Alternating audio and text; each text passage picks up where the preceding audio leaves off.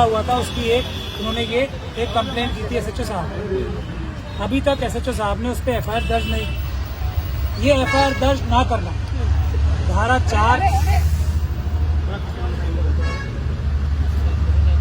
4 SC/ST act के तहत cognizable offence है।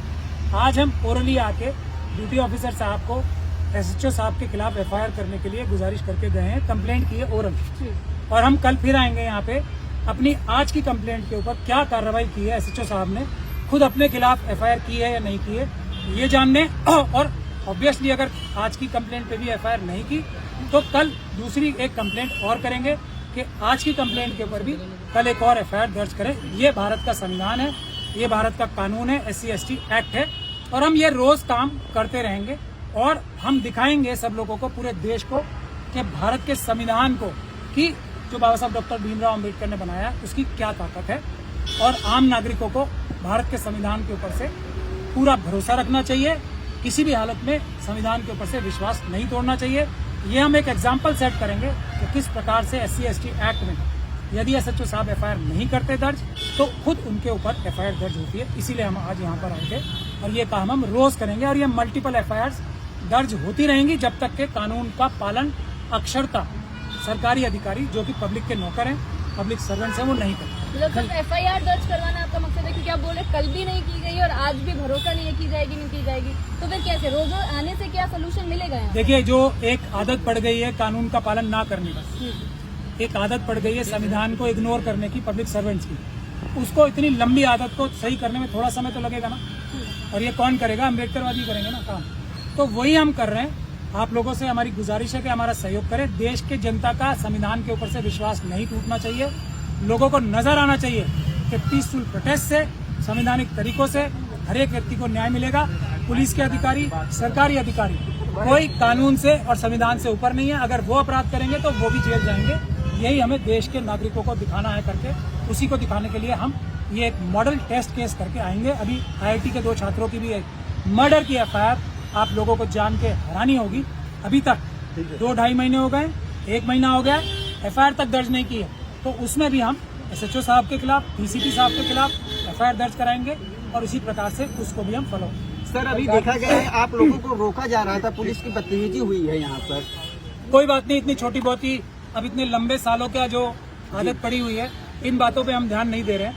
छोटी मोटी धीरे धीरे करके आदत पड़ेगी पुलिस को भी, कि उनको ये पता लगे कि जो आम नागरिक हैं उनके मालिक हैं और वो देश की जनता के नौकर हैं, यानी कि पब्लिक सर्वेंट है। ये धीरे धीरे करके आदत पड़ेगी। फिर आपने देखा ना, जैसे ही हमने उनसे गुजारिश की फिर उन्होंने हमें जाने दिया, रिस्पेक्टफुली बात की। लेकिन हमारी लड़ाई उनसे नहीं है ना, हमारी लड़ाई संवैधानिक है, कानूनी है।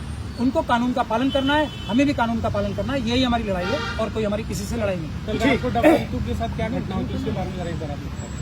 डॉक्टर रितु इस बात को बार बार बता चुकी है, मैं भी बार बार बता चुका हूँ कि डॉक्टर रितु को पायल तड़वी, रोहित वेमुला, चंद्रशेखर प्रोफेसर जो जम्मू के थे, उनकी तरह मजबूर किया जा रहा था कि वो भी आत्महत्या कर दें। चार्जशीट फाइल हो गई, ये साबित हो गया कि प्रिंसिपल साहिबा ने पुलिस की नज़र में इतना बड़ा अपराध किया है, उसके बावजूद भी उनका अरेस्ट ना होना, इसके बावजूद भी पुलिस का उनकी मदद करना, इसके बावजूद भी उनको वाइस चांसलर द्वारा उनके पद से ना हटाना, इसके बावजूद भी RSS और BJP का उनको सपोर्ट करके पुरस्कार देना जो कि सरकार चला रहे हैं, इसके बावजूद भी जो प्रिंसिपल्स एसोसिएशन है दिल्ली यूनिवर्सिटी की, उनको अपना एक चार्जशीटेड प्रिंसिपल को जो फोर्जरी करते हुए चार्जशीटेड है उनको अपना जनरल सेक्रेटरी चुनना, ये इस देश में जो हो रहा है इसी को हाईलाइट करने के लिए हम लोग संघर्ष कर रहे हैं। ये सिर्फ डॉक्टर रितु के साथ नहीं हो रहा है, ये पूरे देश में हर एक पढ़े लिखे SC/ST के व्यक्ति के साथ हो रहा है, OBC के व्यक्ति के साथ हो रहा है, माइनॉरिटी के व्यक्ति के साथ हो रहा है, महिलाओं के साथ भी हो रहा है।